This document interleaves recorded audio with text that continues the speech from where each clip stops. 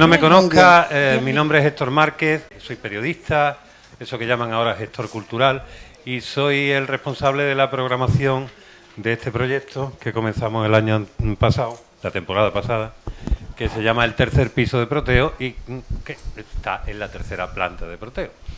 El año pasado fue bastante exitoso, veo que la cosa continúa y va más, con lo cual, bueno, pues nos congratulamos porque parte del proyecto cultural que se pretendía arrancar aquí no solo quería poner el acento en toda la cultura del libro, de la lectura, de la escritura.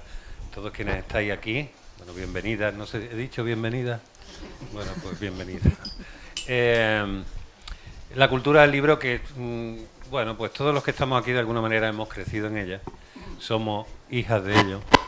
Pero estamos ya entrando en una época donde no sabemos si vamos a ver los últimos coletazos.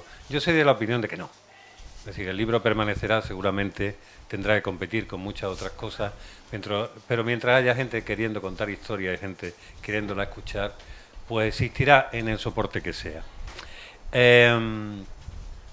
Una de las ideas del año pasado del tercer piso era intentar ser lo más plurales posible, intentar dar cabida a todos los géneros, espacios, y aunque al final se fue, digamos, se fue mejorando, igualando la cosa, yo tengo que reconocer que no fue al principio muy paritario. Al principio los chicos ya sabéis que tenemos esta manía de ser los primeros, ya después se nos va bajando la espumita y ya nos vamos colocando en nuestro lugar, ¿no?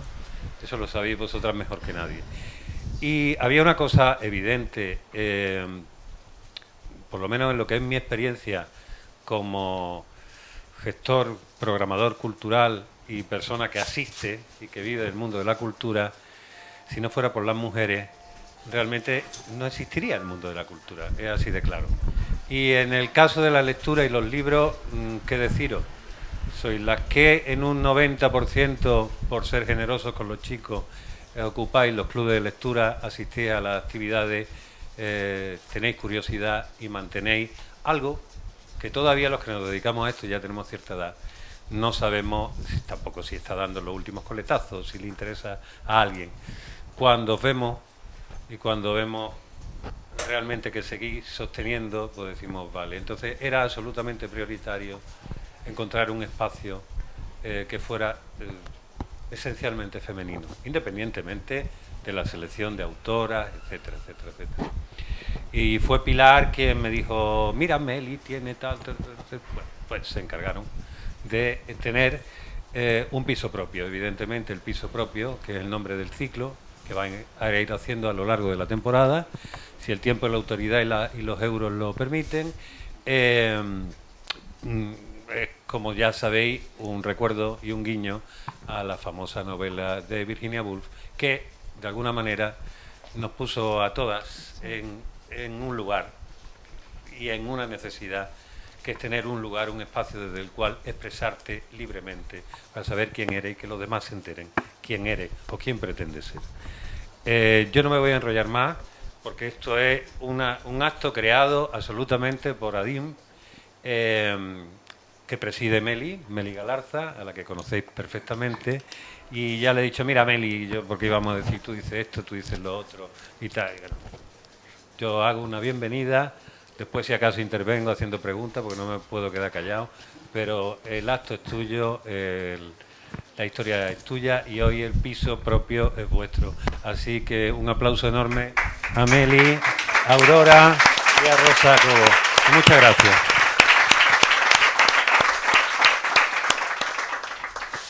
Muchísimas gracias, Héctor. Muchísimas gracias a Pilar Guerrero, porque efectivamente yo creo que para nosotras, para las compañeras de ADIM, cuando me llamó Pilar y me dijo, Meli, vamos a hacer algo, pues claro, es lo que ha dicho Héctor, ¿no? Es decir, Proteo está ligado a mi más tierna infancia, como la de tantas personas que estamos aquí hoy, ¿no? Tengo un recuerdo, una imagen maravillosa de Eva, la hija de Pilar, que es, como todo el mundo sabéis, mi amiga, mi hermana. Las dos allí súper pequeñillas, cuando todavía no estábamos en este edificio, ¿verdad, Pilar? Que estábamos en el otro, las dos allí leyendo. Es un lujo, efectivamente, estuvimos debatiendo si decir, ¿no?, una habitación propia, porque, en fin, ¿no?, Virginia es Virginia, y al final decidimos que no, que nosotras ya estamos en el siglo XXI, que las mujeres siempre queremos ir hacia arriba y que, por tanto, más que una habitación, pues ya queremos el piso directamente entero, tontero, ¿no?, todo para nosotras. Bueno, yo lo primero de todo es agradecer a todas mis compañeras de ADIM, que están aquí conmigo esta tarde. Siempre lo digo, pero no lo voy a dejar de hacerlo hoy. ADIM es lo que es y hacemos lo que hacemos, porque, bueno, somos un equipazo tremendo y que hacemos un montón de cosas, así que dados todas por besadas y por agradecidas. En segundo lugar, a todas mis compañeras del movimiento feminista que están aquí esta tarde con nosotras. Lolilla, que no te había visto. Somos tantas, somos las que somos hoy, porque han sido otras antes y porque vendrán otras. Ahí tenemos la cuota joven también. Tenemos que seguir haciendo feminismo, como sabemos hacer las feministas, cargadas de sororidad y cargadas de empatía de las unas por las otras. Quiero agradecer la presencia de mis amigas, Alicia Murillo, parlamentaria andaluza, y Rosa del Mar Rodríguez, concejal del Ayuntamiento de Málaga, por estar acompañándonos con nosotras esta tarde. Y luego tenemos aquí a Alda Facio. No hace falta que os diga quién es Alda Facio, creo que todas sabemos quién es Alda Facio, y es un lujazo tenerte. Si lo llego a saber, Alda, y te doy otro premio a ti también, porque claro, llego a saber que estás en Málaga y digo, a Alda también, otro premio. Y, por supuesto, como no podía ser de otra manera, muchísimas gracias a Rosa Cobo y a Aurora Luque, que son nuestras premiadas, nuestra primera y segunda premiada con el premio Isabel Oyarzábal. Nosotras, cuando constituimos el premio Isabel Oyarzábal, en el 2019, empezamos a pensar, ¿no?, en esto, un agradecimiento especial a mi compañera y amiga Lola Calvillo. Empezamos a pensar en la creación de un premio que precisamente, ¿verdad, Lola?, pusiese en valor todas esas mujeres que han roto, ¿no?, esos techos de cristal que tanto nos cuestan. Es verdad que también tenemos los suelos pegajosos, pero en este caso pues hablábamos. Y pensando en nombre, y yo me acordaba tanto de Aurora Luque, porque fue la primera que me dijo Isabel Oyarzábal, y yo dije, ¿Isabel Oyarzábal? Claro. La figura de Isabel Oyarzábal casa perfectamente con quienes somos las que pertenecemos a la Asociación para la Defensa de la Imagen Pública de las Mujeres.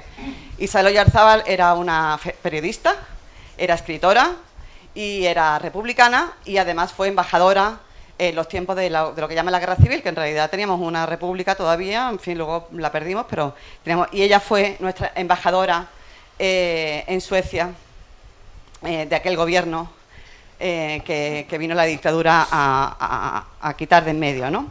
Entonces, esa figura de esa mujer que emprende, que piensa, que utiliza la comunicación como herramienta para la defensa de los derechos de las mujeres. Isabel Oyarzábal, que además fue la presidenta de la Asociación Nacional de Mujeres, es decir, que además ella estaba muy vinculada a todo lo que tiene que ver con el feminismo y con el sufragio, ¿no? Muy vinculada a las feministas sufragistas, ¿no? Y además, bueno, y no voy a hablar mucho de Isabel porque, claro, tengo aquí a la maestra de Isabel, bueno, me da como no sé qué, ¿no? Yo no doy hoy. Pero luego también Isabel forma parte... Hola, Leti.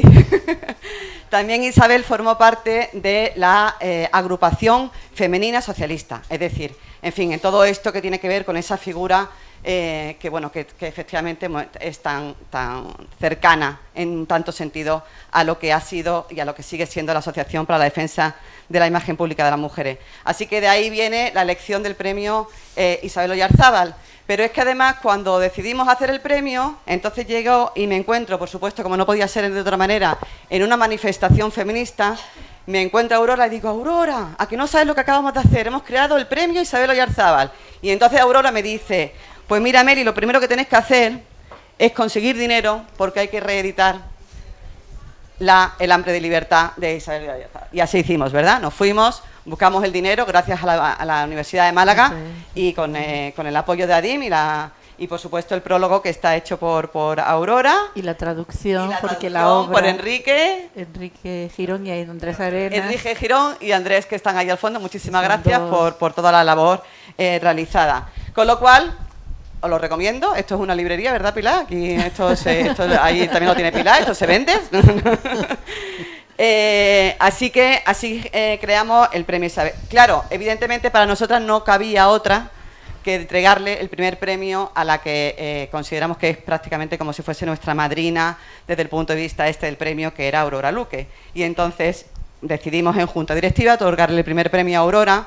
Llegó el COVID, llegó el confinamiento, llegó. En fin, después en un acto así que no nos colamos, ¿verdad? Y le entregamos el primer premio, pero en realidad no pudimos hacer un acto como este, que era el que queríamos hacer desde ADIN. Así que aprovecho que es el segundo premio, aprovechamos desde ADIN que es el segundo premio, para hacer entrega del primero, que era Aurora. Para hacer la entrega, el primero, que es para Aurora, va a hacer la entrega mi amiga, maestra, compañera. ¿Qué te puedo decir? Tienes dos premios, uno que eres una farola y otra que eres una referente. Amparo Bilbao entrega el premio a Aurora Luque. Madre mía, qué sorpresa.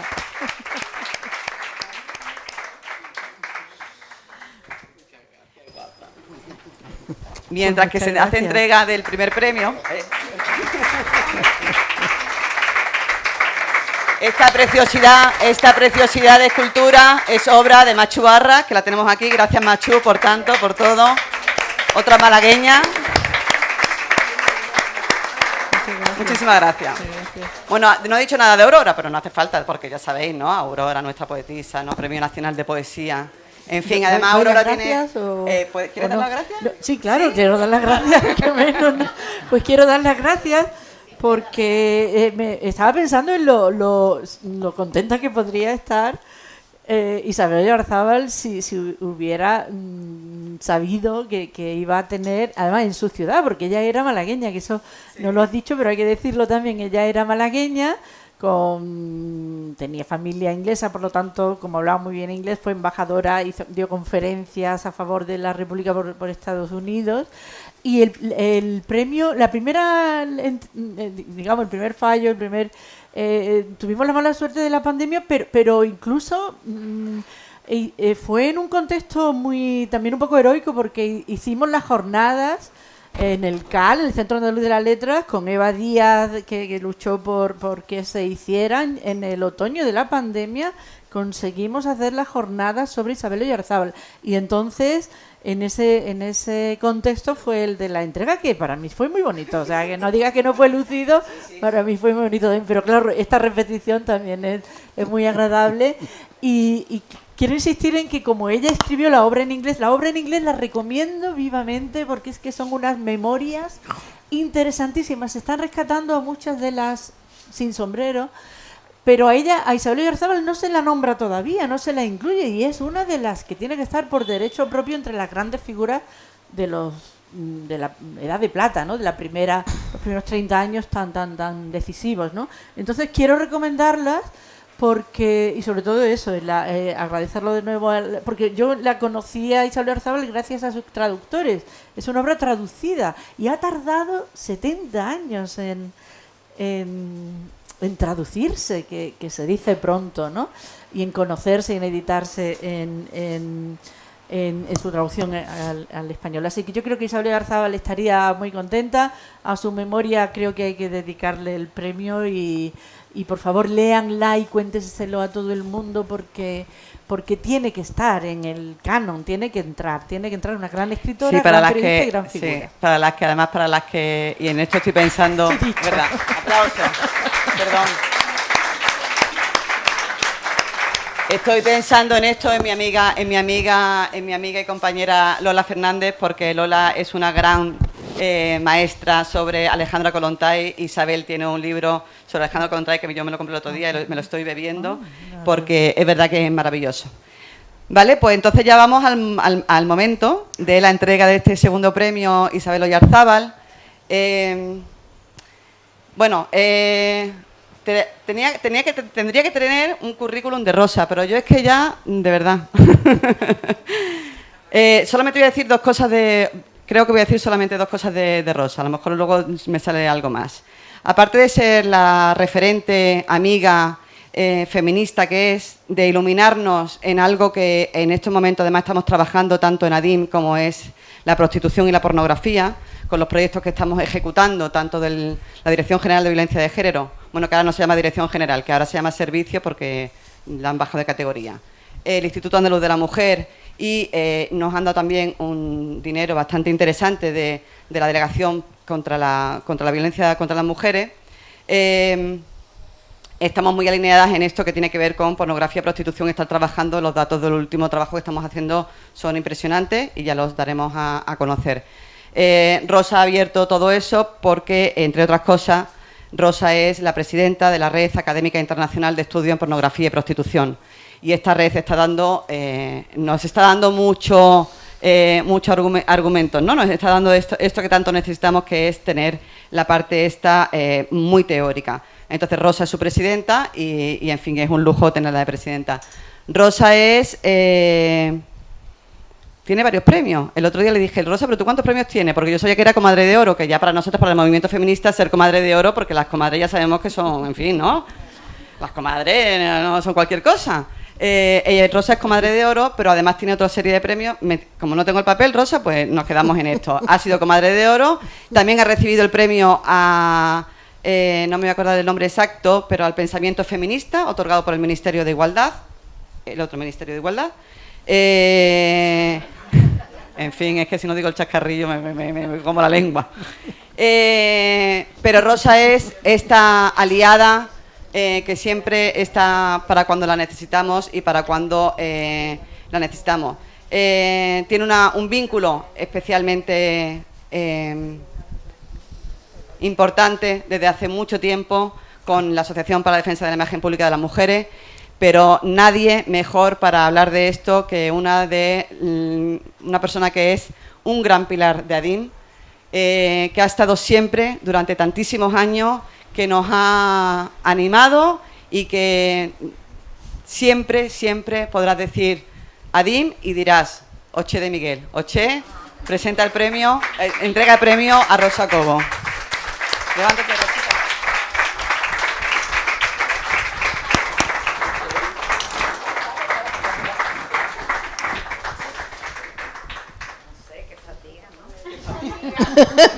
Qué fatiga.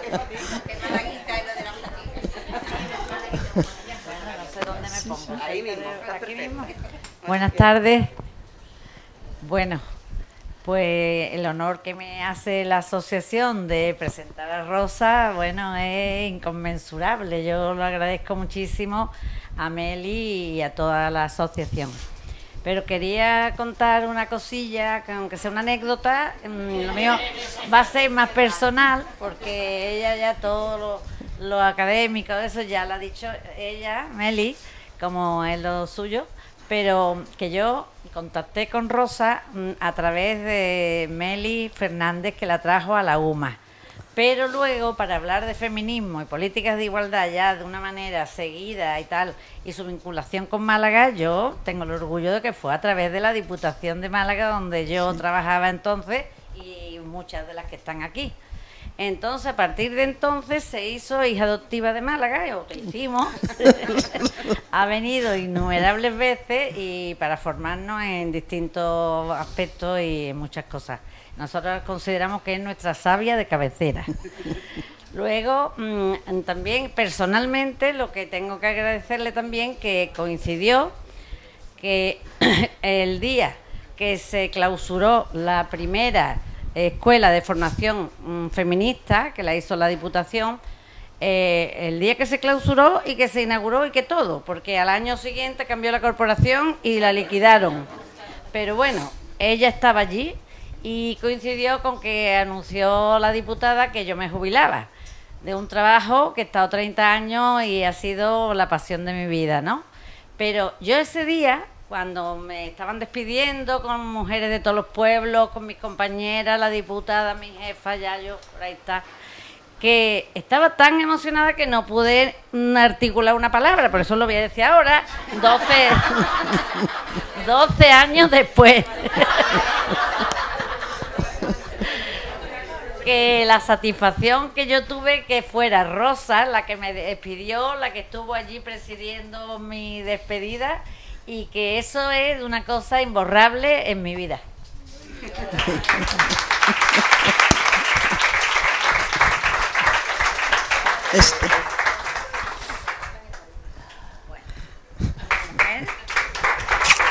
Muchas gracias.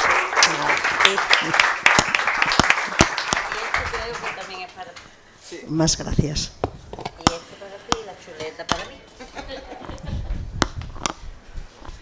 Ahora me Bueno, toca, pues te toca para que... ¿no? Sí, sí, claro. Es que no quería de ninguna de las maneras que me entregase Otxe el premio y no poder tener mi capítulo de agradecimientos, porque eso es lo que hay que hacer cuando a una le dan un premio. Entonces, lo primero que quería es agradecerle a Otxe que haya sido ella la que me lo ha entregado, porque me conecta con mi pasado en Málaga, ¿no?, por decirlo así. Quiero agradecer también a DIM, a su presidenta, a Meli, además amiga, y a todo el equipo, ¿no?, a toda la gente que está en esta magnífica asociación y que tantas aportaciones e intervenciones está teniendo en el feminismo, que por otra parte hay que decir que buena falta que nos hace. Un agradecimiento también a Aurora por estar aquí, por compartir este espacio, por compartir el diálogo que va a venir ahora, pero también por otra cosa, y es por elevar el listón de este premio, ¿no? Porque esta es... así lo vi cuando me llamó Meli para decírmelo. Digo, bueno, me parece como mucho, ¿no?, para mí. Decía Meli que me han dado otros premios, y es verdad, me han dado algunos, y yo quería decir que este premio es distinto. Es distinto porque los premios anteriores que me han dado, yo los viví de una manera muy diferente, los viví como si fuese una forma de reforzar mi trayectoria profesional. Pero llega un punto que tiene que ver con la edad, pero que también tiene que ver con el corazón, imagino, y quizá también con otras cosas, en las que me importa mucho menos lo de la trayectoria profesional. Entonces, este premio es diferente, lo tomo como un regalo. Da lo mismo que me refuerce que no me refuerce. Eso ahora es algo que ha dejado de importarme, no diré yo que del todo, pero desde luego ha dejado de importarme muchísimo. Y es diferente también a los anteriores porque este es un premio que me lo dais en Málaga. Y Málaga para mí es un lugar especial.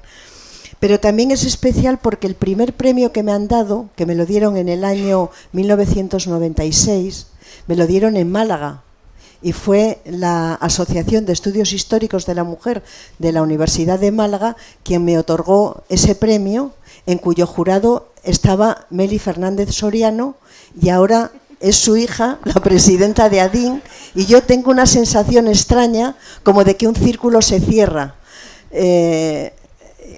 Yo espero que este círculo que se cierra venga, ¿no? Será una espiral. Que haya otro, ¿no? Por supuesto.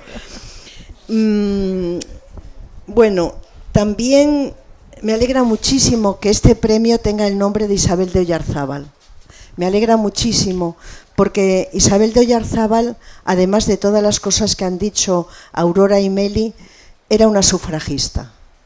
Isabel de Oyarzábal era feminista en unos tiempos en que las feministas eran muy pocas, y además en unos tiempos en los que el feminismo no había conquistado el espacio que tiene hoy en una sociedad como la nuestra.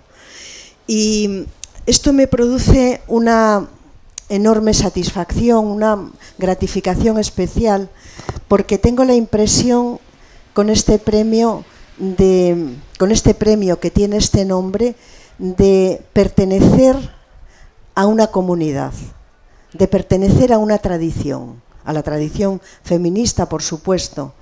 Y yo creo que una de las grandes suertes que podemos tener en el mundo es tener genealogía. Y las feministas tenemos muchas cosas, pero una de las cosas que tenemos y que nos constituye precisamente es la genealogía. Pero también porque es una enorme suerte tener un lugar en el que estar y desde donde mirar. Y las feministas lo tenemos. Y Isabel de Oyarzábal me conecta con esto, que además nos dice algo que es muy importante, y es que el feminismo no es algo de ayer, sino que tiene muchísima historia, como muy bien sabemos. Pero además hay otra cosa, y ya termino, hay otra cosa que me gusta mucho de Isabel de Oyarzábal, bueno, me gusta y no me gusta, y es que fue una mujer que murió en el exilio, como tantos y tantas españolas murió en México. Y aquí esto me hizo pensar, pero no solamente pensar, me hizo sentir dos cosas. Bueno, sentir y pensar, ambas. La primera es que de alguna forma las feministas siempre somos un poco exiliadas en el mundo en el que vivimos. Siempre somos esas otras que plantean cosas que parece que son imposibles, que desafían las normas y los cánones que están establecidos. Pero me gustó mucho también que Isabel de Oyarzábal hubiese muerto en México, porque eso me conecta con un continente con el que tengo indudables lazos de muchos tipos, no los voy a contar porque eso sería ya entrar en mi vida, que a nadie le interesa, pero tengo muchos lazos, tengo lazos familiares, tengo lazos de amistad. Uno de ellos es el de Alda Facio, que me ha dado la alegría del siglo a estar aquí. Entonces todos estos motivos hacen que me guste un premio que me dan en Málaga, que me guste un premio que me da ADIM, que el premio anterior se lo hayan dado a Aurora Luque y que ese premio se llame Isabel de Oyarzábal. Así que muchísimas gracias.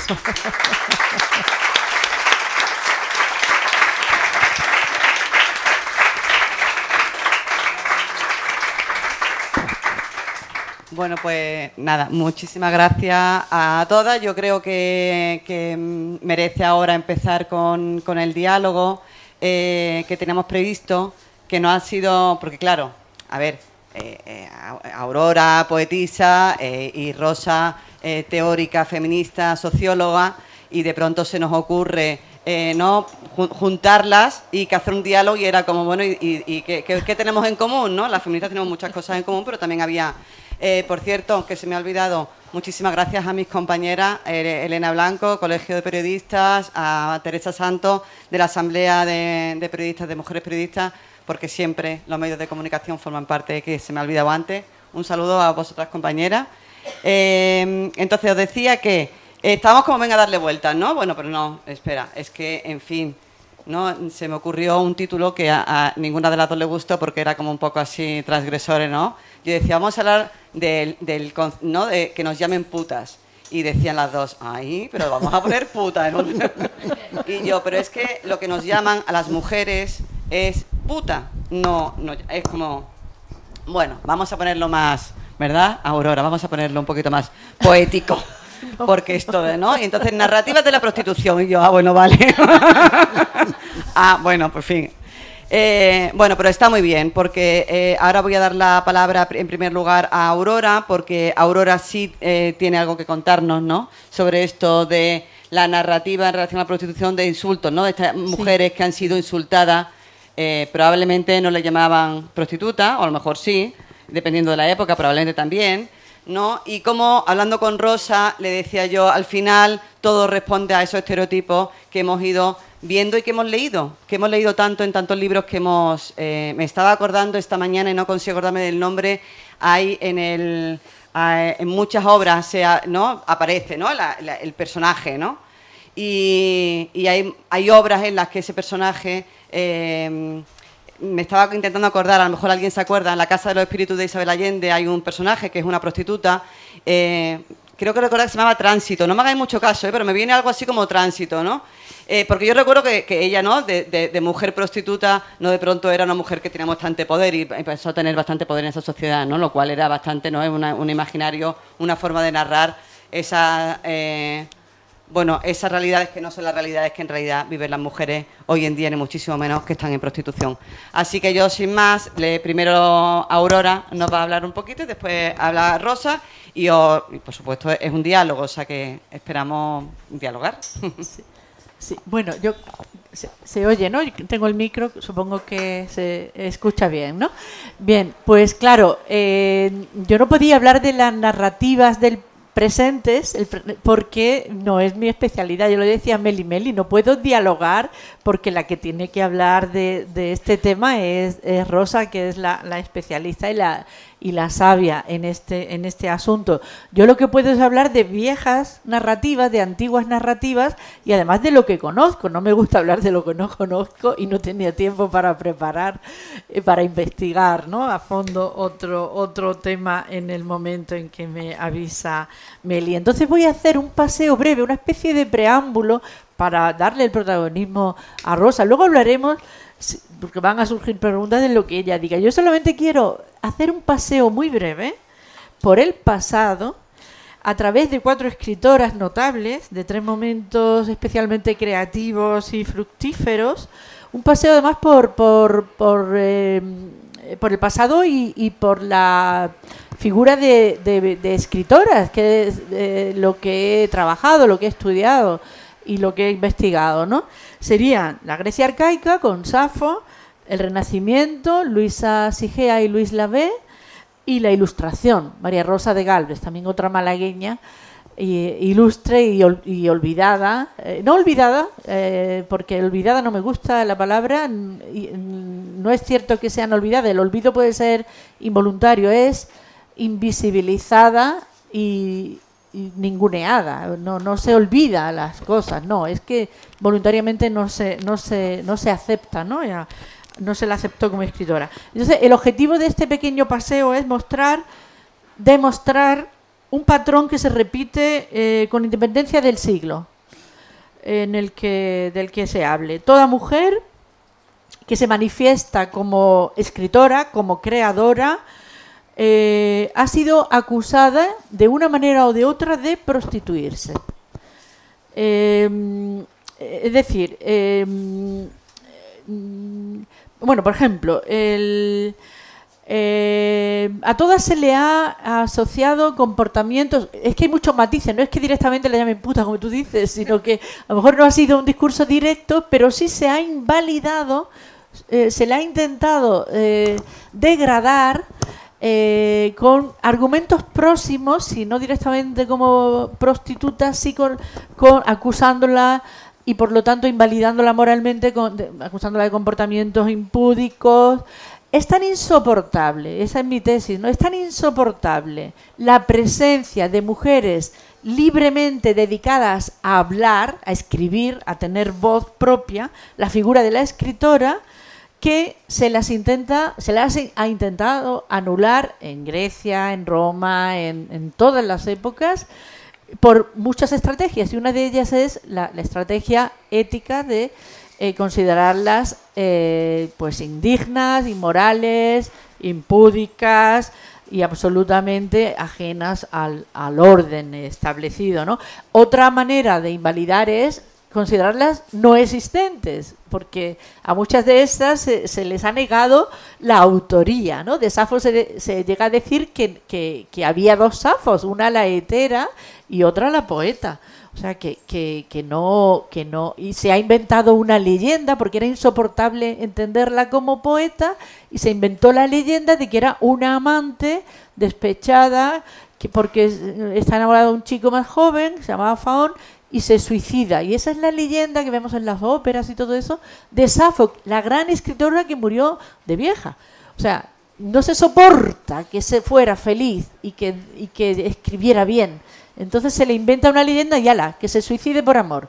Ese mecanismo de no soportar y por lo tanto echar mucha basura de mucho tipo es algo rigurosamente, se repite en todas las escritoras.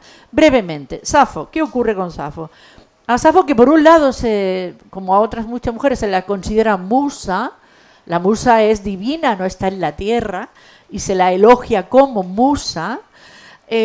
Pues otra de las palabras que se le aplica es porne, que es pues eso de pornografía. Porne es prostituta directamente, ¿no? Incluso hay un papiro que la llama atactos usa, de vida desordenada, y bueno, por supuesto, amante de mujeres, también en ese nivel de como algo degradante, ¿no? De insulto. Voy a leer solamente, y luego se la duplica, porque no podía ser que si era buena poeta tenía que o sea, esa faceta amorosa, tenía que haber dos, y una la hetera y otra era la poeta. Voy a leer solamente de los muchos testimonios que la degradan, y es la mejor poeta de toda la antigüedad, casi la única. Ha sido además la autoridad en la que se han respaldado tantísimas autoras posteriores. Carolina Coronado, Luis Lavelle, Christine de Pizan, todas las escritoras han tomado, incluso Virginia Woolf, ¿no?, a Safo como ejemplo de que una mujer puede escribir y estar entre las mejores. Voy a leer un testimonio de un autor cristiano, que sabéis el daño que hizo el cristianismo la primera en sus primeros tiempos ya, cómo habla de Safo. Resulta que en el siglo era un padre de la Iglesia, Taciano, del siglo II después de Cristo, que en esa época en Roma todavía se encontraban las esculturas de las mujeres poetas de Grecia, y había escultores famosos que habían hecho estatuas de todas. Por desgracia quemaron los textos, acabaron con los textos, no los transmitieron, no los copiaron. Y dice: escuchad qué frivolidad reina entre los griegos. Sí, la gloria que buscáis hace más frívolas las prácticas usuales en vuestras costumbres. Nada más inconveniente que vuestro gineceo. Lisipo, el escultor, ha representado en bronce a Prasila, Silanión a Safo, la cortesana, Náucides a Irina, la de Lesbos, Silanión a Mirtis, Efisodoto, a Moiro. Y va dando nombres de poetas que eran conocidas en el siglo II, o sea, 600, 400 años después de vivir. O sea, que eran poetas, había una literatura femenina que se conocía, porque si no tendrían estatuas, ¿no? Y al final dice este padre de la Iglesia, dice, a Safo no era más que una mujerzuela ninfómana que cantaba su propia lujuria, mientras que todas las nuestras, las cristianas, son sabias. Nuestras vírgenes, ruecas en mano, repiten las palabras divinas. Esto vale más que los versos de esa mujer. En griego las palabras son durísimas. Pornicón, erotomanés. Mujerzuela, erotómana, ninfómana, ¿no? Que canta su propia lujuria. Claro, de esa herencia tuvimos 2000 años, ¿no? Sin tocar, la herencia cristiana, ¿no? Y no había modelo en toda la cultura judeocristiana, no ha habido modelo con el que quedarse, porque, a ver, Santa Virgen, Madre, todo lo imposible, ¿no? De buscar para una mujer intelectual o una mujer artista, imposible buscar nada parecido, nada. Bueno, me voy a saltar alguna porque si no. Bueno, de todas formas, en el Renacimiento, época de esplendor, de recuperar los clásicos, de nuevas utopías y todo, pues una española, Luisa Sigea, toledana, resulta que tampoco la conoce nadie, y escribió unos poemas estupendos, un epistolario maravilloso en latín en parte, poemas en latín y un diálogo en latín que ni siquiera está traducido, creo, todavía al español. Le pasa como Isabel de Garzábal, que hasta hace pocos años no se tradujo, y como a María Rosa de Gálvez, que hasta el año 2000 tampoco la estudió nadie. Luisa Sigea, claro, escribió en latín. Su padre acompañó a la viuda del comunero Padilla, se tuvo que exiliar con ella a Portugal. Era mujer, pues claro, quedó fuera. Esta mujer, que era absolutamente sabia, políglota, era preceptora en la corte de Portugal, Luisa Sigea. Luisa Sigea es una persona completamente seria. Ella sabía, tenía un dominio del arameo, del latín, del griego y tal, lo había estudiado por su cuenta.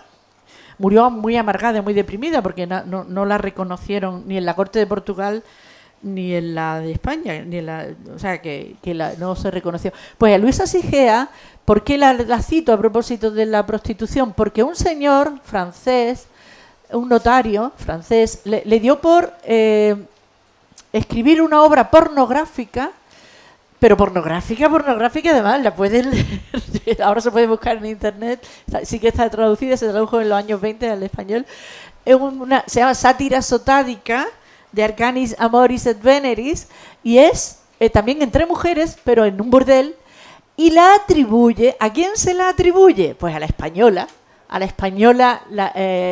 que sabía latín. Entonces, le cae una fama a Luisa Sigea de escritora pornográfica, que si buscan en internet, ahora ya no tanto, pero al principio, hace 10 años o así, lo primero que salía era la Luisa Sigea autora de pornografía, no la Luisa Sigea latina, absolutamente magistral como autora de un diálogo que nadie conoce. Bueno, lo mismo le pasó en Francia, y la voy a saltar, a Louise Lavée. Louise Lavée, una autora del Renacimiento que escribe sonetos, elegías, también en la misma época, 1550, una época, un momento Garcilaso, un momento precioso de sueños, de utopías, de creer en que la vida cambiaba. ¿Qué ocurre? Pues que a Louise Lavée también la llama Calvino, de Suiza, la llama meretriz, infame, que canta también que recibe en su casa, con la diferencia de que ella a los poetas no le cobra, que no sé qué. Esa es la fama que le crearon, aunque evidentemente lo peor que le pudo pasar, desde luego sus sonetos son maravillosos, y en Francia es la literatura amorosa que se estudia, y que, en fin, que los poemas amorosos son muy conocidos. Pues a Louise Lavée también dijeron hace poco, además un libro escrito por una mujer, que no había existido, que se le habían inventado un grupo de colegas, poetas del Maurice Sèvres estaría a la cabeza, y que ella, ¿cómo iba a escribir también una mujer que estaba casada con un cordelero? Y que, ¿cómo una mujer iba a escribir también? Por lo tanto, no existió. O sea, se niega, o se la convierte en meretriz, o se niega su existencia. O sea, siempre es lo mismo, ¿no? Es el mismo. Y luego, para terminar, citar a María Rosa de Gálvez. María Rosa de Gálvez, dramaturga malagueña, también muy mal conocida, todavía no ha pasado a los libros de texto, y es tan buena como Leandro Fernández de Moratín, y encima tiene teoría teatral propia, y un buen verso, una buena calidad de verso y de inventiva, y unas obras además muy cuestionan los propios principios de la ilustración, y realmente los lleva más lejos, y por eso no se la dejó, no se le dio, bueno, por eso no, por ser mujer, ¿no? ¿Qué ocurre con María Rosa de Gálvez? Que también recomiendo que lean. ¿Qué ocurre con María Rosa de Gálvez desde este punto de vista de las acusaciones de prostitución? María Rosa de Gálvez tiene una vida muy especial, porque claro, para ser escritora y dramaturga, pues hay que salirse un poco claro, no podía ser virgen y madre, ni en fin, una señora casada así tranquilita, ¿no? Entonces ella tiene un matrimonio muy turbulento, porque su marido era de una familia aristocrática, ¿no? Pero una familia de políticos muy, muy importante en Málaga, los Gálvez, ¿no? Los Gálvez de Mascherrebiella, era prima de Bernardo de Gálvez, ¿no? Entonces tiene una gran biblioteca, se forma muy bien, pero la casan con un señor que se juega la hacienda de ella y se arruina. Entonces se separan, acuerdan una separación. Y claro, entonces quien se separaba corría grave peligro, la mujer, porque hay una aristócrata, una condesa de Guadalhorce, o tal por ahí, que acaba en un convento, porque claro, se atrevió a pedir la separación, total, que era mejor no separarse, y se vuelven a juntar, pero en los papeles, no llegaron a separarse de ninguna manera oficial, hubo una reconciliación. El caso es que ella se ve sola, se ve libre, le encanta el teatro, se va a Madrid y pide protección a los amigos políticos de sus tíos, a los aristócratas. El caso es que la acusan, un historiador de Málaga, y con esto termino, un historiador de Málaga ella llega a estrenar obras en los teatros famosos, el antiguo lo que fue el Teatro Real, los Caños del Peral, el Teatro del Príncipe. Llega a estrenar sus obras de teatro y a tener éxito. Y además muchas tienen temática. En una llega a defender el divorcio, en la obra titulada El egoísta. Tiene obras increíblemente... Tiene una protagonizada por una reina negra, la reina Cinda de Angola, que va contra el comercio de esclavos. Cosas interesantísimas que nunca nos contaron en la universidad, que porque no las sabían los profesores tampoco, ni las profesoras de entonces. No las sabían, si es que no están en los manuales ni nada.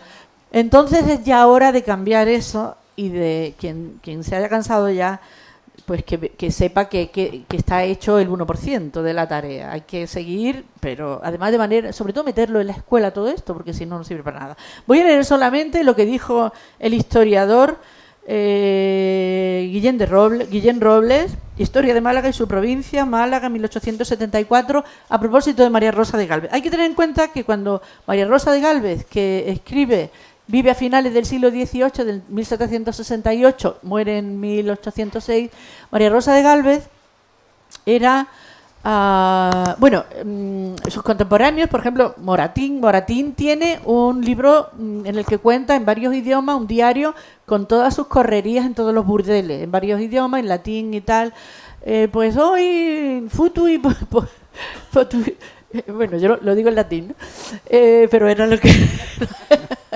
y estuve con esta que era malagueña y no sé qué, esta noche hice no sé qué con esta otra, o sea, sus paseos por los burdeles tan ricamente, nadie le afeó su vida ni nada, ¿no?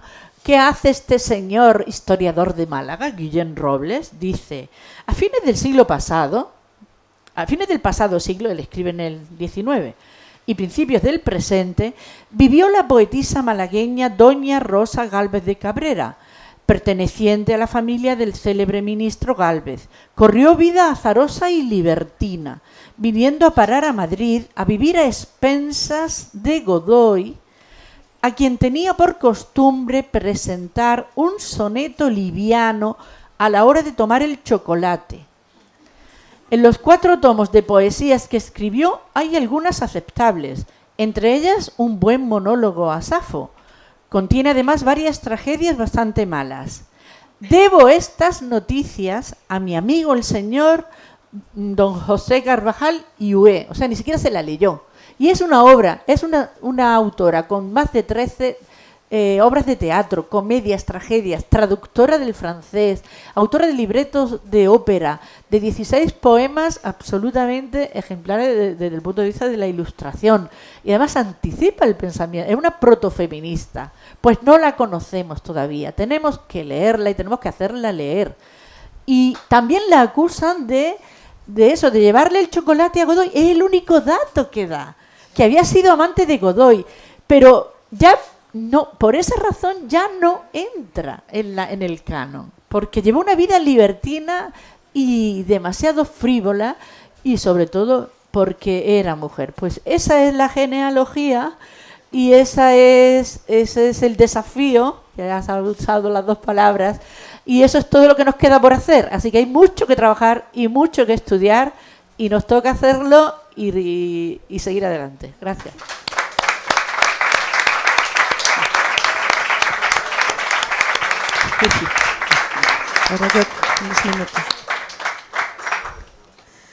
Bueno, antes se me olvidó agradecer a la librería Proteo que nos haya dejado este tercer piso, ¿no?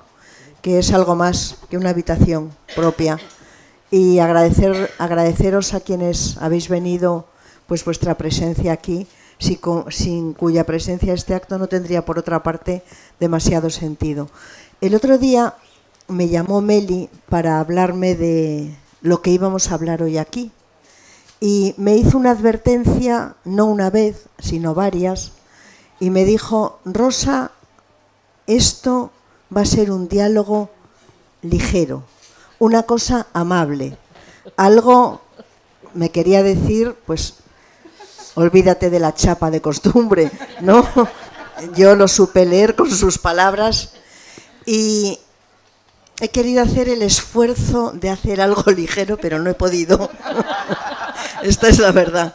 Lo voy a intentar con todas mis fuerzas, pero antes de intentarlo, o sea, antes de que sea quizá ligero, yo quería explicar en un solo minuto, no os asustéis, quería explicar de dónde viene esa connotación tan negativa, tan destructiva, que por otra parte envuelve potencialmente a todas las mujeres de lo que es una puta.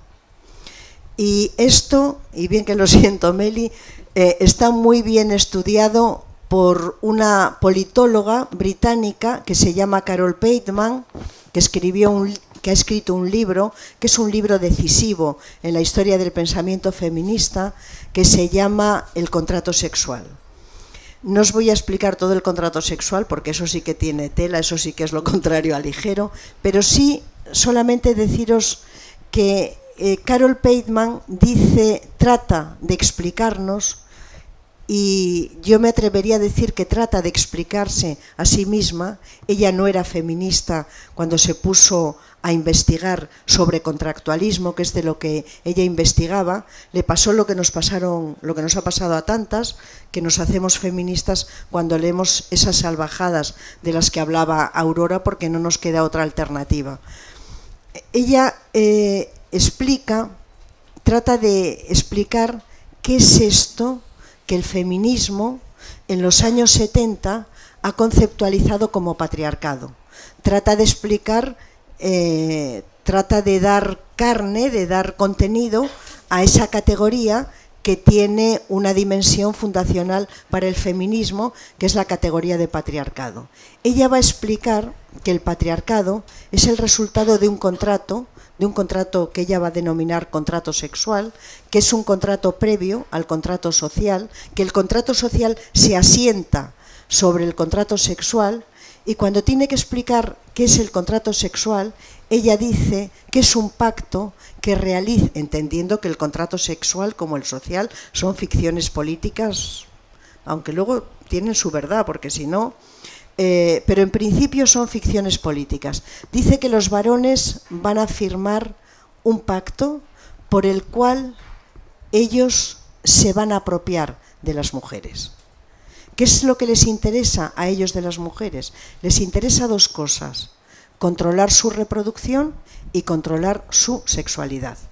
Ambas cosas están en el origen de la fundación de este sistema de dominio que el feminismo ha conceptualizado como patriarcado.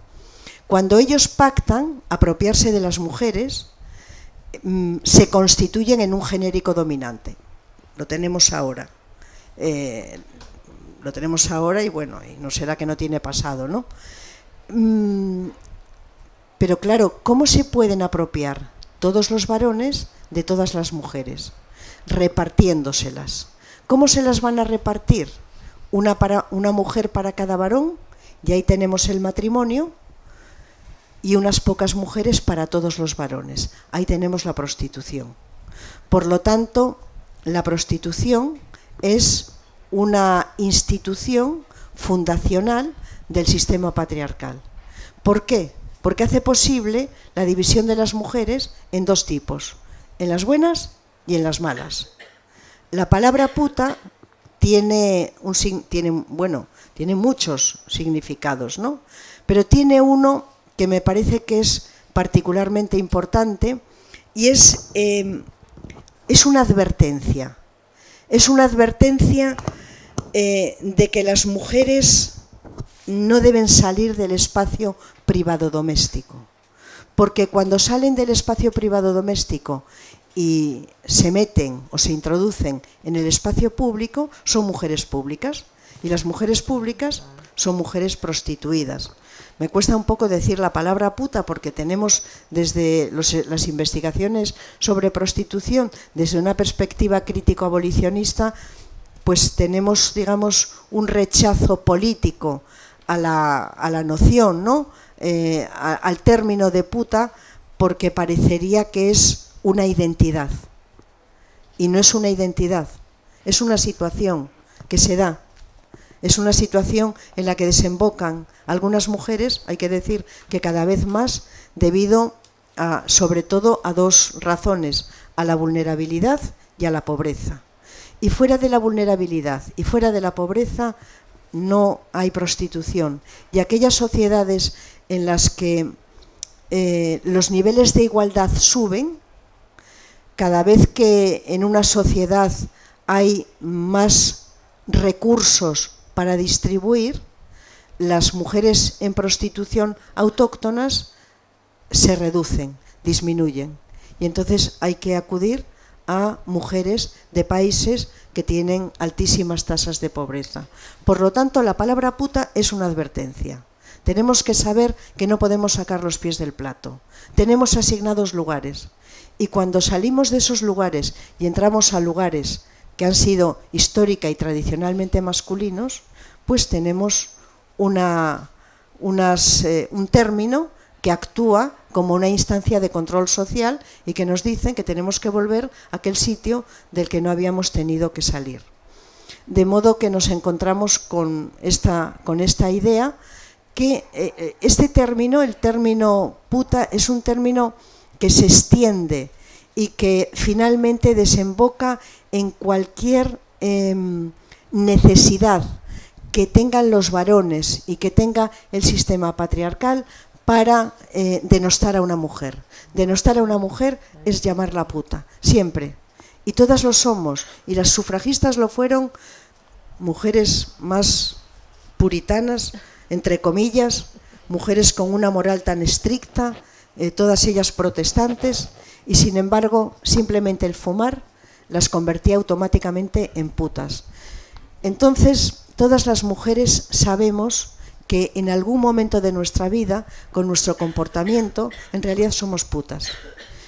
Pero estamos curadas de espanto, porque las feministas ya sabemos que eso es un insulto interesado que va claramente dirigido a presionarnos para que no ocupemos espacios y para que no tengamos vidas libres. Bueno,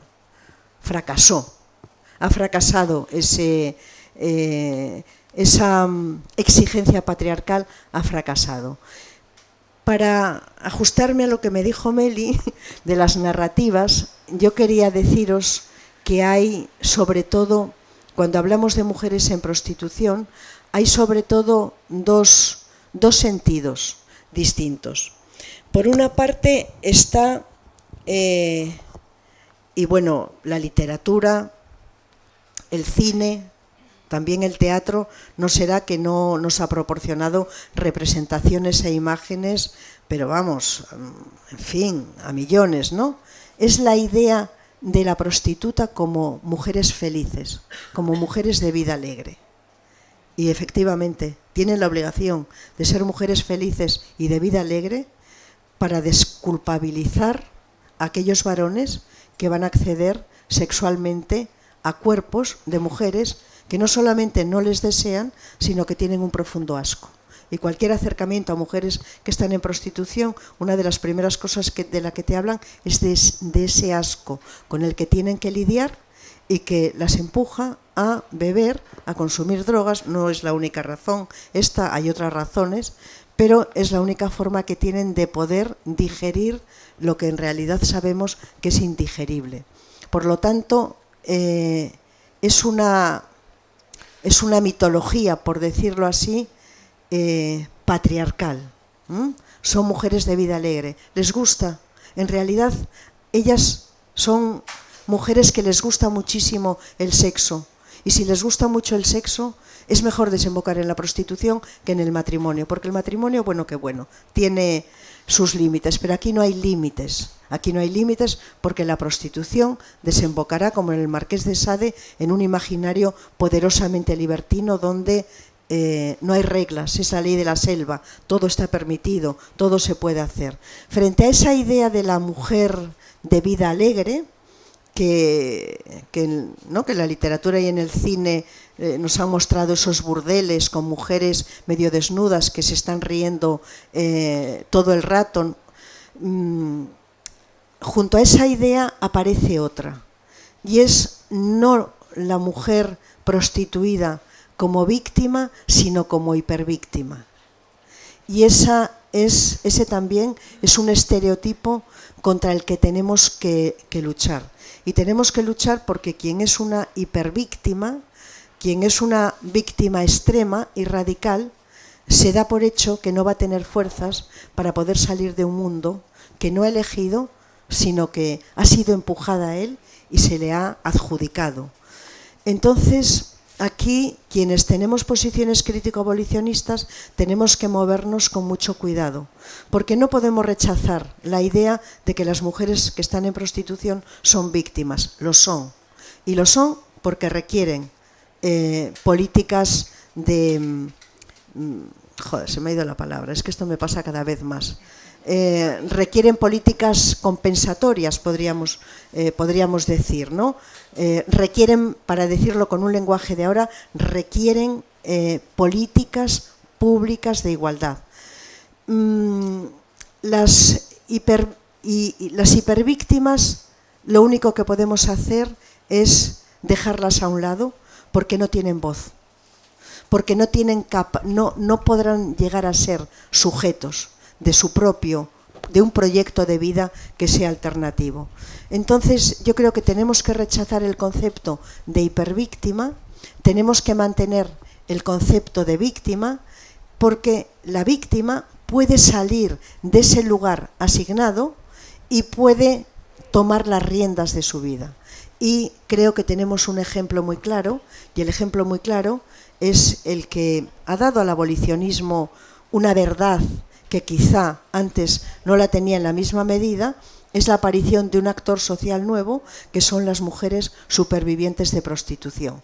Y las mujeres supervivientes de prostitución han hecho algo, han reconocido su papel como víctimas, pero han tomado la palabra, la han tomado en lo público y han explicado que no quieren esa identidad, no quieren la identidad de putas y no quieren la identidad de víctimas. Lo que quieren es entrar en otro mundo, que es en aquel mundo en el que hay muchas mujeres que no son putas.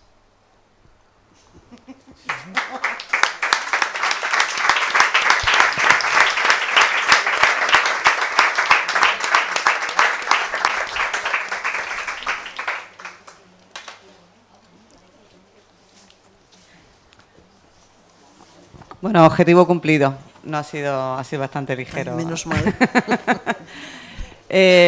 Bueno, la idea efectivamente era que esto fuese un diálogo, mientras que vais, no sé, pensando o levantándola o simplemente hablando. Somos, en fin, no creo que haga falta el micro, pero si no, yo os lo paso. Encantada. Cuando estaba escuchando a Rosa, claro, dice, ¿no? Esta advertencia, ¿no? Aquí tenemos a dos mujeres jóvenes, no esa advertencia que hemos tenido tantas veces las mujeres, ¿no? Y entonces me acordaba precisamente de lo que decía Aurora, ¿no? Decía Aurora, las mujeres que han querido pensar, que han querido escribir, que han querido crear, ¿no? Y entonces en el momento en el que parece que efectivamente salen del ámbito privado para meterse en el ámbito público, entonces automáticamente te advierto que, ¿no? Y tienes esa advertencia y tienes ese calificativo, con lo cual ya sabía yo que esto iba a hilar perfectamente. Bueno, no sé si hay alguien que le apetezca conversar con Aurora, con Rosa. ¿Héctor me ha pedido la palabra? No, yo estaba levantando el micro, que hay otro. O sea, alguien quería, pero también quería recordar que bueno, que parte del acto queríamos también aprovechar, porque son dos autoras, estamos en una librería, volveré como miembro putativo de esta librería, a recordar que aquí vivimos de la venta de los libros. Y tenemos a dos autoras, una Aurora que acaba de salir ahora mismo en Acantilado su poesía reunida, y otra Rosa que ha traído aquí dos libros que son capitales, precisamente. Es el que está relacionado con pornografía, y como cada día veo menos, no veo el pornografía, el placer del poder. Cuando olvida las cosas, coy, ahí me he sentido mujer y puta totalmente. Y el otro es la prostitución en el corazón del capitalismo. Lo digo Bueno. porque tenía ahí los libros, aparte de Sí, los y además luego Isabel Oyarzabal. luego lo van a firmar. Pero venga. Y luego lo firman. A ver, que yo tengo aquí un montón de tías muy potentes. Espera, que Bueno, Anastasio... yo no tengo Anastasio... nada. Yo aquí hay. Vamos primero a darle la palabra a Yayo. ¿Te importa? Te lo agradezco muchísimo. Bueno, cosas de las feministas. Bueno, yo quería daros las gracias a las dos, como siempre, brillantes. Y yo quería lanzaros una reflexión. Es decir, el tema de que a las mujeres con la palabra puta se nos haya querido mantener en el espacio de lo privado, en el espacio asignado. Creo que ahora mismo lo que está pasando, y que es noticia con el tema de la prostitución, la utilización de los cuerpos de las chicas jóvenes, esto está ampliándose, porque ya no está solamente son aquellas que son transgresoras, sino que realmente se está dando la pornografía y la utilización del cuerpo de las mujeres, sobre todo de las chicas jóvenes, entre pares, para generar, no realmente para mandarlas al espacio de lo privado, sino que realmente para ejercer el control sexual sobre ellas. O sea, creo que estamos en un momento de que ese control, ese pacto o ese contrato sexual se está delimitando. No sé cómo... o sea, que realmente las fronteras no son las que realmente habéis designado. Lo que el tema es, si lo veis así, que esto se está yendo un poco de madre, ¿no? ¿Cómo lo explicaríais?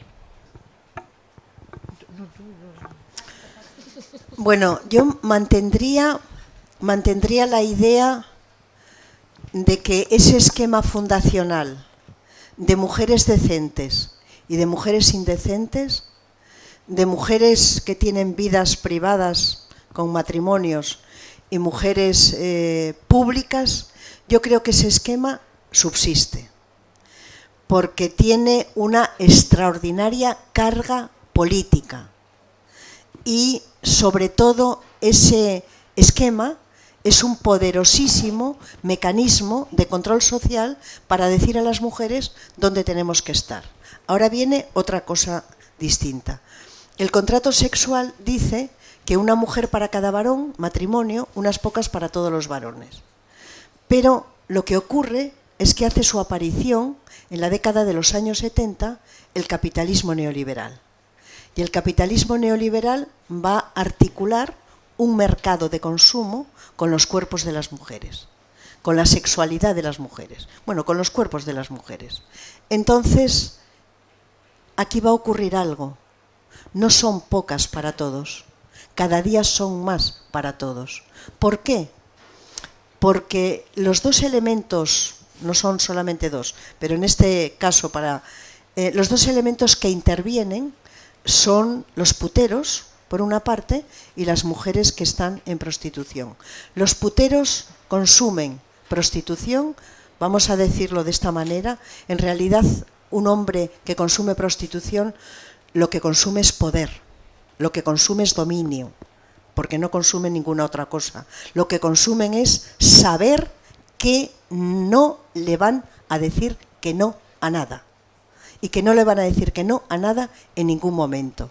Ese tipo de consumo que hacen los varones es un consumo serial, que quiere decir que yo hoy me compro una chaqueta, que me la compré ayer, mañana me compro un suéter, la semana que viene me compro, porque la sociedad está estructurada, el capitalismo neoliberal está estructurado en clave de mercado de consumo, en clave de mercado de consumo serial, de modo que ellos consumen serialmente los cuerpos de las mujeres. Ellas se convierten en una serie. Las mujeres que están en prostitución no tienen individualidad. Las mujeres, no porque no la tengan, que la tienen, pero no la tienen para los ojos y para las manos de quienes van a acceder sexualmente a sus cuerpos. Por lo tanto, también las mujeres aparecen en serie en ese mercado de consumo. como están aumentando, porque la serialidad del consumo lo que hace es ampliar el consumo, porque el capitalismo neoliberal lo ha articulado en un poderosísimo mercado, se está ampliando mucho las mujeres que son para todos y se están ampliando en fenómenos sociales que todos están emparentados, pero que cada uno tiene su singularidad. Por ejemplo, la prostitución, por ejemplo, la pornografía, por ejemplo, OnlyFans, por ejemplo, Sugar Daddies, por ejemplo, las casas de masajes. Por ejemplo, un fenómeno que es nuevo, que a mí me ha resultado absolutamente impresionante, yo no sé si existe en Málaga, si existe en Madrid. Hay tiendas que tienen mujeres, bueno, que no las tienen mujeres chinas, que trabajan allí, que te hacen las uñas. Y en casi todas estas tiendas que te hacen las uñas, también dan masajes. No dan masajes a mujeres, dan masajes a hombres. De modo que se está aprovechando estos lugares que te hacen las uñas para convertirse en un lugar encubierto de prostitución. Por lo tanto, el esquema fundacional no cambia, pero lo que sí cambia es el modo de consumo y sobre todo la serialidad, la amplificación del mercado, cada vez es mayor.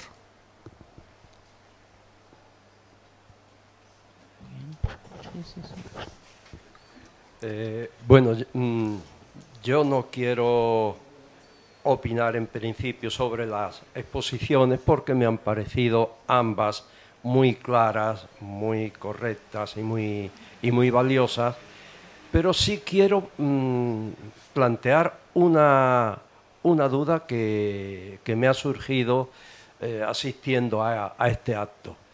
Todos hemos visto que el acto ha comenzado con una cita a Virginia Woolf. Y lógicamente Virginia Woolf de Una habitación propia. El libro de Virginia Woolf, si yo no recuerdo mal, que Aurora, Héctor, Rosa, quien sea me lo aclare, es del año 25, en torno a 1920, entre el 20 y el 30, por ahí. Es decir, que tiene un siglo. Y el libro de Virginia Woolf comienza más o menos diciendo, hablo de memoria, cuando ella justifica porque acude a un acto donde le piden que hable de las mujeres y las novelas, ella dice, para escribir una novela, una mujer necesita dinero y necesita tener una habitación propia. Y muy poco después dice, ante esta situación a mí se me plantea un problema que no sé resolver, decía ella, no sé. Bien, entonces yo pienso, ha transcurrido un siglo, la mujer, afortunadamente, no todas, pero bastantes mujeres, han conseguido esa autonomía económica de la que hablaba Virginia Woolf. La mujer de hoy, en general, no todas, ha conseguido también ese espacio que no es tanto una habitación, sino que es un ámbito o una libertad de manifestación de sus ideas. Eso lo tiene. Es decir, lo que exigía Virginia Woolf se ha conseguido. Y bueno, y yo llego a este acto y es la primera de mis dudas. Me encuentro rodeado de mujeres. Tan es así que en un acto sobre feminismo le he dicho a Aurora, aquí estoy entre todas las mujeres. No solo, no, hay más. Hay algunos hombres sí, por ahí también, pero somos minoría, Vamos a ver, ¿qué pasa para que un acto como este todavía tenga que presentar la apariencia de eso, de una manifestación en la que se exige un derecho que no se tiene, se lucha? ¿Qué falta todavía para conseguir aquello? Eso por un lado. Y también se ha dicho al principio, que me ha extrañado, me he acordado de un autor que ha citado Aurora. Se ha dicho que a las ponentes, a Aurora y a Rosa, se les dijo hablar sobre putas y que la palabra sonaba, yo qué sé, que sonaba un poco mal. Bueno, Azorín Moratín escribió un poema, El arte de las putas, y sí, tuvo algún que otro problema con la Inquisición, pero circuló con libertad. ¿Por qué una mujer no puede hablar también, digamos, de las putas para aclarar cómo está haciendo Rosa? Es decir, aquí va la duda mía ya final, termino. ¿Qué falta todavía para que el feminismo consiga la meta que en estas fechas, creo yo, se debería haber conseguido ya? Uy, qué complicado, que falta más feminismo, falta más feminismo y desde luego más resistencia y decirlo más alto y más claro cada vez y no... porque ha habido una reacción, vemos una reacción política muy clara. Además, hay un momento en el que empieza casi de manera programática a ensuciarse la palabra feminista hacia segunda década de este siglo. En España, por lo menos, empieza a aparecer en mucha prensa de derechas o de centro derecha empieza casi de manera programática a ensuciarse la palabra. Se podría... Es una impresión de lectora, pero sé que ha sido así porque la primera década de este siglo no pasaba. O sea, que ha sido una voluntad política muy clara y que nos está llevando a donde estamos ahora, que es estamos en un momento peligroso políticamente, ¿no? Entonces, yo creo que hay una resistencia, pero quiero pensar que es porque el feminismo, la lucha feminista es la única revolución en marcha y progresista que hay en el planeta. Sí. Todas se han desinflado, todas se han hecho mal o han llegado a tales contradicciones que se han hecho insostenibles políticamente cuando han llegado a... Sin embargo, la lucha feminista alienta ahora mismo a muchas mujeres en Afganistán, en Irán, en todo el mundo, en toda América Latina, que están soñando con ponerse en el mismo camino que aquí tenemos la inmensa suerte de que el feminismo está legislado desde esa primera década con los gobiernos socialistas de la primera década de este siglo. Está legislado y eso es eso se llama civilización. Yo quiero pensar que la humanidad avanza y que irá en esa dirección a pesar de la rabia que tienen todos aquellos votantes de la ultraderecha, que son generalmente pues varones a los que se les educó para seguir ese papel de dominante yo soy el chico, el protector de la familia, además el pater familias, el jefe de la casa, en ese papel antiguo de heredado, vivido en la dictadura. Ahí está la gama de los insatisfechos, los que han visto que precisamente las mujeres ya ganamos dinero, además cuando estudiamos, pues las chicas generalmente sacamos mejores notas y estudiamos con más ganas y las carreras las acabamos antes y todo eso es toda la familia, vaya. Entonces eso lo hemos visto y da mucha rabia a una capa social, a un estrato de edad, yo creo, que está, por desgracia, también alentando a los más jóvenes. Yo creo que es como el bicho que se resiste a morir, pero creo que el planeta, no sé, lo mismo no extinguiremos antes, porque incluso a pesar de esa ola tan conservadora, yo creo que es como esa resistencia del monstruo que lo están presionando mucho. pero todas las mujeres del mundo, vamos a ver, yo creo que están soñando con seguir por ese camino. Y es una revolución viva. Una revolución viva y además podemos comunicarnos y todo. O sea, que sigue viva. Lo que pasa es que hay que defenderla día a día. Pero quiero pensar que va a seguir avanzando, claro.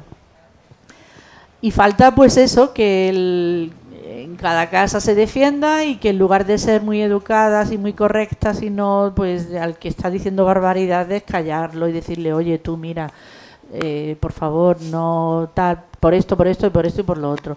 Y a veces somos demasiado quizás prudentes en determinados reuniones familiares, incluso y contextos, y por no molestar, hoy mira, no, es que pues no hay que decir lo que se piensa. Y una cosa muy importante que no se ha hecho, y aquí metería a los responsables de educación. Todas estas autoras y todas estas pensadoras y todo Virginia Woolf, por ejemplo, tiene que entrar al sistema educativo, tiene que entrar a los programas educativos. Se hacen por inercia muchísimas tonterías todavía en las programaciones. Y ahí meto a izquierdas que han tenido responsabilidades, gobiernos de izquierda que no lo han hecho bien, porque no han metido... bueno, sí, el 8 de marzo, jiji, jaja, llamamos a una escritora para que hable. No. Tiene que ir legislado a las programaciones de las asignaturas la igualdad. Si no metemos a María Rosa de Gálvez y a tantas otras escritoras, no hemos avanzado nada, porque serán la anécdota del 8 de marzo y no... Entonces, en eso que está diciendo Aurora, hace poco justo hablaba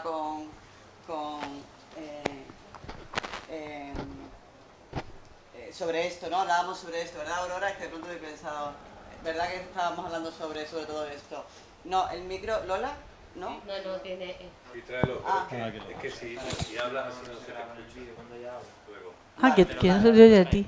Sí.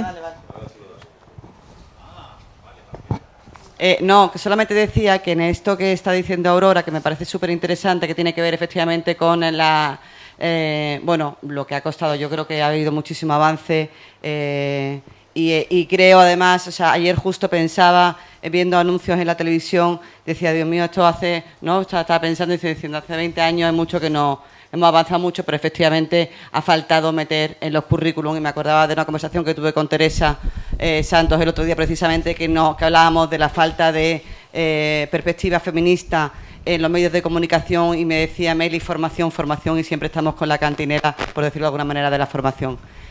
Lola, tienes la palabra. Sí, yo, Rosa, quiero hablar de puta, del concepto puta.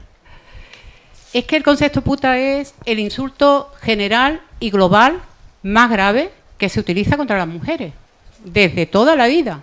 Ser puta nos descalifica absolutamente. Mi madre contaba una anécdota que decía que ella vivía en un patio de vecinos en los años 60 y que un día se estaban peleando dos mujeres en el patio, y se escuchaba a la hermana de una de ellas de decirle, dile puta antes de que te lo diga. O sea, es tan general, tan insulto, tan fuerte el insulto, que alguien se quiere adelantar a que lo diga antes de que te lo digan a ti.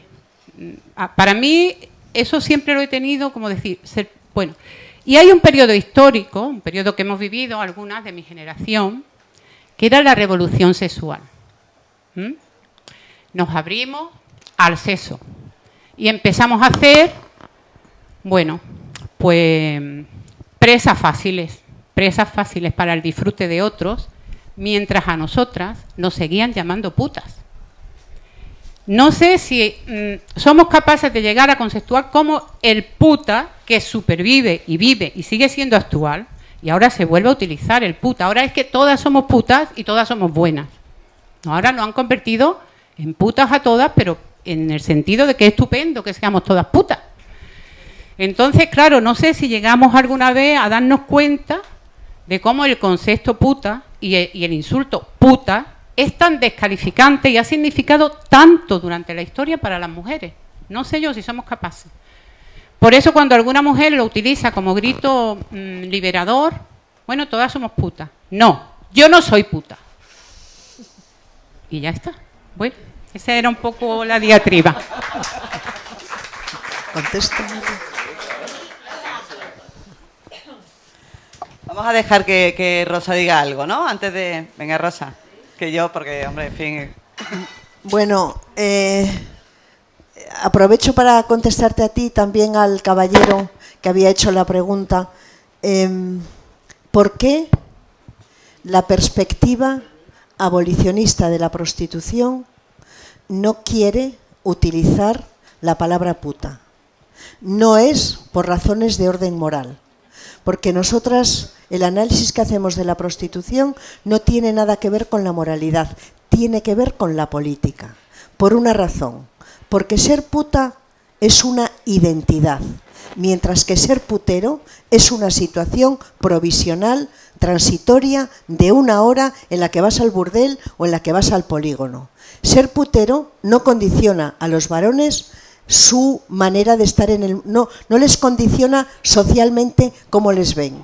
Es lo normal, ¿no? De cada 10, 4 españoles van de putas, pues es lo normal. Hay muchos varones que consideran por determinadas circunstancias que tienen que consumir mujeres. Pero no hay una criminalización social al putero, pero sin embargo a la mujer que está en prostitución se le adjudica el término de puta y ese término condiciona su biografía entera hasta el extremo de constituirse en una identidad. Entonces es importante, no lo hacemos porque somos unas puritanas morales, porque las feministas podemos ser muchas cosas, pero desde luego puritanas, vamos, en fin, es algo muy alejado de quienes somos, ¿no? Quien nos conoce, desde luego, quien tiene alguna cerca sabe que no. Entonces, eso es muy... me quería decirlo, ¿no? Y después, lo que decía la compañera, que a mí no sé, decir que me irrita es muy poco decir, ¿no? Es esa idea que está presente en los herederos de mayo del 68, en los herederos de la revolución sexual y en aquellas chicas a quienes han convencido, vete tú a saber por qué, que las mujeres dicen, ¿no? Las que somos decentes no vamos a ninguna parte y las que son malas van a todas partes, ¿no?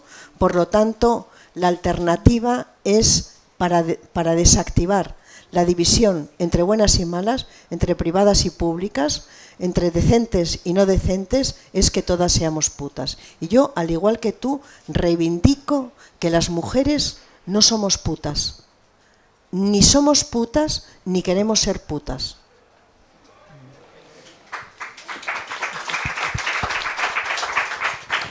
Buenas tardes a todas, porque estamos tan poquitos hombres que para qué, ¿no? A todas. Quiero felicitar a Aurora y a Rosa por los premios y por la exposición inicial tan sumamente interesante que han hecho y que nos han hecho aprender algo, ¿no? Felicitar a la asociación por traer este tema de gran importancia social al debate, porque la prostitución tiene, digamos, una gran, bajo mi opinión, una maldición detrás, que es no solo el hecho evidente de que denigra, ¿no? Porque la actividad es denigrante, tiene otro problema añadido que es aquellos, digamos, hombres que no son usuarios de ese servicio, que no son puteros, como la palabra ha utilizado Rosa, pues piensan que con no ser clientes, ya con mirar para otro lado, ya ahí no hay problema, que ellos no participan en el problema, ¿no? Entonces, ¿qué pellizco le hace falta a la sociedad o qué estímulo para comprender que es un problema de todo el mundo, es de la dignidad en general, ¿no? Luego hay otra forma romántica de ver la prostitución, que es como que es el oficio más antiguo del mundo, que cumplen una función, que están aliviando a hombres que a lo mejor no pueden tener otra solución, que son soldados que están en la guerra. Entonces, se buscan justificaciones para darle una utilidad y una justificación, valga la redundancia, al hecho de prostituirse, ¿no? Otra frase, todos nos prostituimos, ¿no? Porque vamos a trabajar algo que no nos gusta, con un sueldo que es insuficiente. Eso, si lo quieres llamar prostitución, pero claro, le estás quitando drama e importancia a la prostitución que denigra y que solo está en la mujer y todo eso, ¿no? Entonces, ¿qué grado de aceptación social hay? Porque creo que es altísimo. Porque el grupo enorme de hombres que no son clientes de prostitutas, pero que tampoco saben ver la profundidad del tema, influye en que eso esté normalizado en la sociedad. También hay corrientes que defienden que tienen que estar en la seguridad social, que tienen que federarse. Entonces, claro, si se ve como que cumplen una misión social y se quiere naturalizar y normalizar, vamos hacia atrás en el tema conciencia. Eso creo que es un grave problema con respecto a la prostitución, ¿no? La imagen social de la prostituta está mejorando. Porque todo el mundo, se hace una encuesta callejera y todo el mundo dice, no, claro, son personas con dignidad, son personas como cualquiera, ¿eh? También hay una idea de que de alguna forma es un camino que eligen ellas, que quizá tenían otra solución, pero buscan un dinero fácil. O sea, muchos clichés en contra de la erradicación de la prostitución. ¿Cómo podemos vencer todo eso? No es fácil. Gracias. Bueno, de todo lo que has dicho, dos cosas. La primera, yo no creo que se esté legitimando cada vez más la figura de la mujer que está en prostitución. Yo creo que hay... Sí, pero ni siquiera así. Yo creo que los niveles de legitimidad de la prostitución son altos. Si no, España no sería el tercer país en consumo de prostitución, ¿no? Eso es evidente. Creo, a pesar de todo, que la militancia feminista, la lucha política feminista, la crítica abolicionista, yo creo que ha ocasionado grietas en el discurso de legitimación de la prostitución. Creo que han sido grietas lo suficientemente serias como para saber que hay países, ¿no?, que los tenemos cerca, además países que son muy civilizados, como Suecia o como Francia, independientemente del éxito que hayan tenido sus legislaciones, que han elegido hacer políticas de abolición de la prostitución. De modo que eso nos tiene un poco que situar en el camino en el que estamos. Y el camino en el que estamos es que sabemos que la prostitución es una de las grandes barbaries del siglo XXI. Y tenemos muchas voces que lo argumentan, pero sobre todo tenemos algo, y es la experiencia vivida de las mujeres que han estado en prostitución, que hablan de un infierno en la tierra. ¿La población básica crees tú que lo asume? Yo no creo que la población básica lo asuma así. Yo creo que está creciendo la población que cree, o un sector de la opinión pública que cree que la prostitución no es una forma aceptable de vida para nadie. Creo que está creciendo. Creo que no hemos ganado la batalla. Es que una batalla de este tipo necesita el apoyo del poder político. Si el poder político mira para otro lado, pues va a ser muy difícil. Pero si el poder político hace políticas y hace leyes, enviará a la sociedad el mensaje de que no está bien, aprovecharse y abusar sexualmente de mujeres que vienen en unas condiciones de vulnerabilidad y de pobreza extrema. La segunda pregunta, que no me resisto, es que yo me lo pregunto todos y cada uno de los días: ¿qué tienen los hombres en la cabeza? ¿Qué tienen los hombres en la cabeza para pensar? Porque algunos lo piensan, porque yo he trabajado durante 5 años, he investigado en prostitución y he escuchado muchos testimonios de hombres que consideran que cuando van con una mujer que está en prostitución, a esa mujer les gusta la actividad sexual que tienen con ellos. Yo digo, ¿pero qué país tenemos? ¿Pero qué mundo tenemos para que tengan esa disonancia para que crean algo que es evidente para todo el mundo. Yo me pregunto por qué los varones mayoritariamente se cruzan de brazos cuando hay el asesinato de una mujer. Me pregunto cómo se pueden cruzar de brazos cuando saben que en la parte de atrás de un burdel hay una niña de 16 años a la que ellos están buscando. Me pregunto cómo es posible. Cuando me hago estas preguntas, que me las procuro hacer poco, me entra un profundo pesimismo. Y cuando miro al feminismo y cuando miro el abolicionismo, entonces me entra un optimismo, ¿no? Que es básico, por otra parte, para ganar batallas. Pero en todo caso es incomprensible la indiferencia masculina ante la violencia que ellos mismos ejercen. Es muy difícil de poder comprender. Enhorabuena a Aurora y a Rosa por los premios recibidos, muy bien merecido desde luego. Y bueno, yo quería hacerte, Rosa, dos preguntas. Una de ellas es las diferentes asociaciones de mujeres que ejercen la prostitución, que defienden y que piden y que están demandando que se regule su situación, ¿no? Que estén en la seguridad social, que sea considerado como un trabajo. Yo no sé si realmente ellas piensan así, lo sienten así, o están, digamos, un poco forzadas u obligadas por los proxenetas que hay detrás, que es el verdadero negocio. Entonces, esa es mi duda. Porque, bueno, además que hay algún partido político o algunos que están por la labor de regular la prostitución, que eso me preocupa todavía más, ¿no? Entonces, no sé qué piensas de eso, si realmente ellas lo sienten así o pueden estar obligadas por los proxenetas. Y después también otra cosa que quería preguntarte es precisamente el tema de los proxenetas. La industria de la prostitución, de la trata, o sea, mueve tantísimo dinero, que los proxenetas, primero, es difícil encarcelarlos.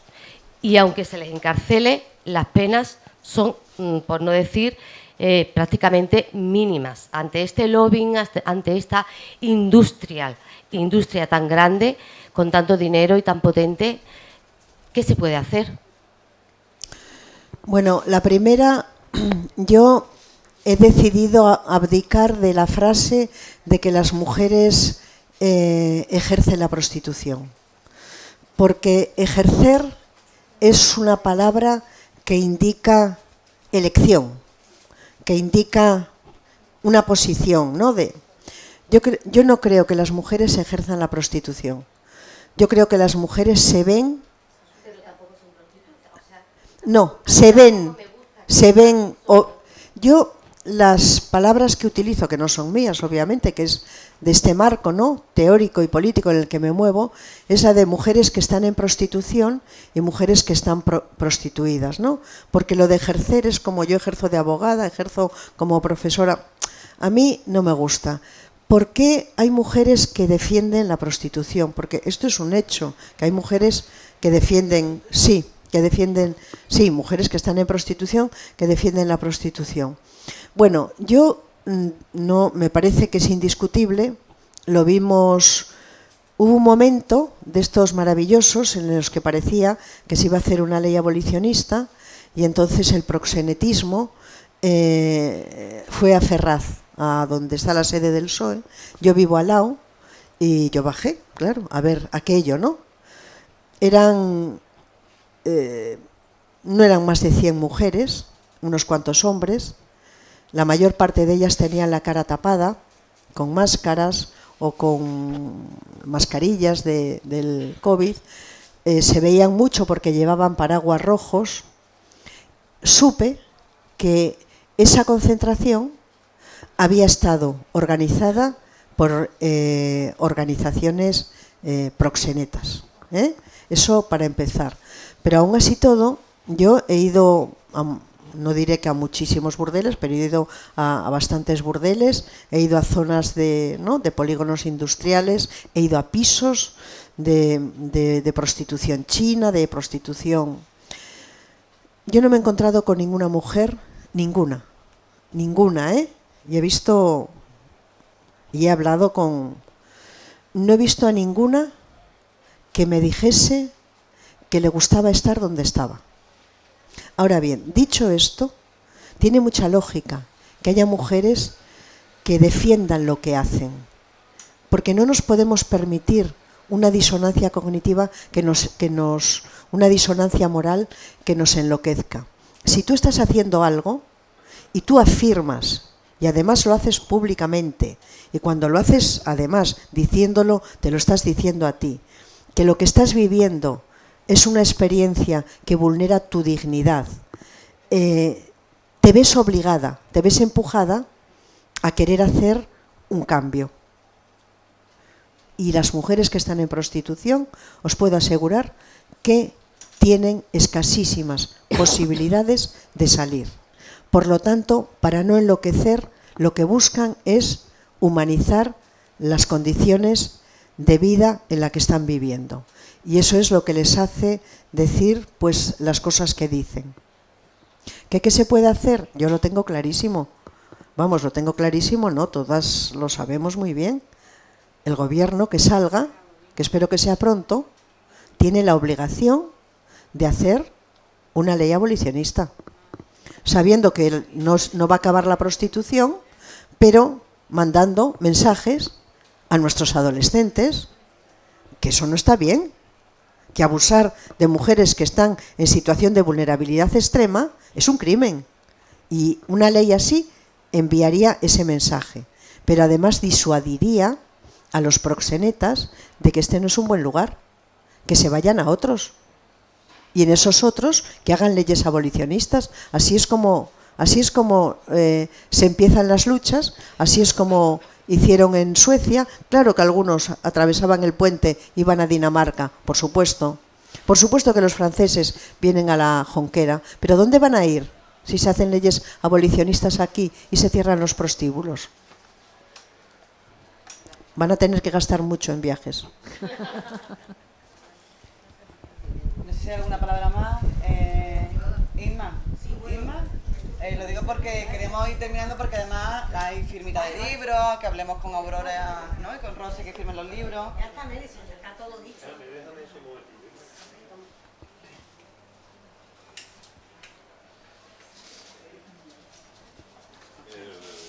Yo no quería abrir, ni lo voy a hacer, el melón, es un poquito para después, para la copa que nos tomaremos, sobre una serie de preguntas que se queden ahí.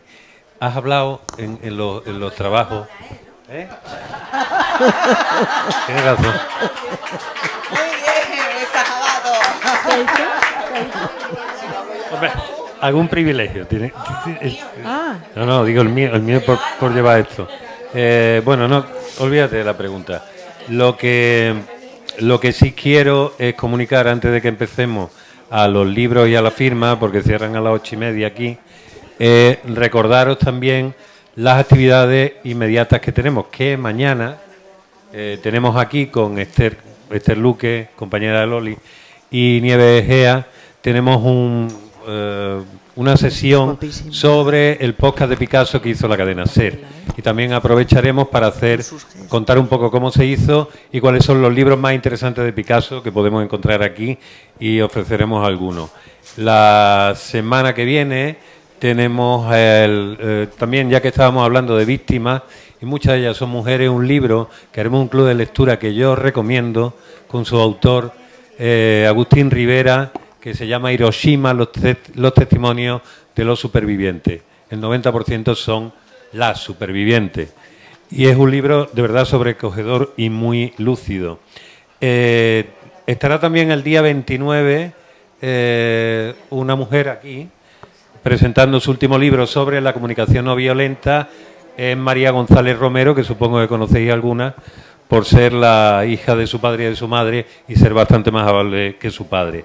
Y el día 28 presentamos, la semana que viene, en el Jardín Botánico, la colección Aula Sabia, dedicada a temas vegetales y ecológicos, y también os lo recomiendo. Dicho lo cual, yo creo que lo único que queda es daros las gracias. Me hubiese gustado que leyera algún poema, que leyera algún fragmento, pero creo que hemos sido un poco ambiciosos con los tiempos y querer meter muchas cosas. Bueno, daros las gracias, bienvenida. Un honor que todo esto se abra aquí, que creo que solamente ha empezado a abrirse un resquicio, y que sean más veces.